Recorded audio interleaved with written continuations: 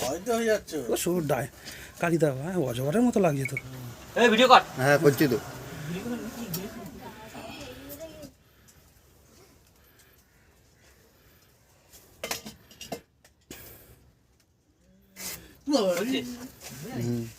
সব দেখে গেছি। দেখে দে। হ্যালো বন্ধুরা, আমি দেবাঞ্জন কলকাতা থেকে। এখানে অনেক দেখতে পাচ্ছেন এদিকে একটা দশকর্মার দোকান।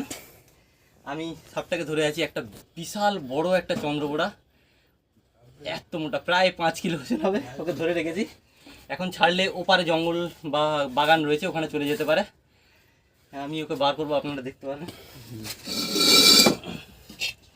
প্রায় আমাদের 3-4 জনের ঘাম বেরিয়ে গেছে। এটাকে স্টপ করে দেখান। এরকম ভাবে করতে হবে না।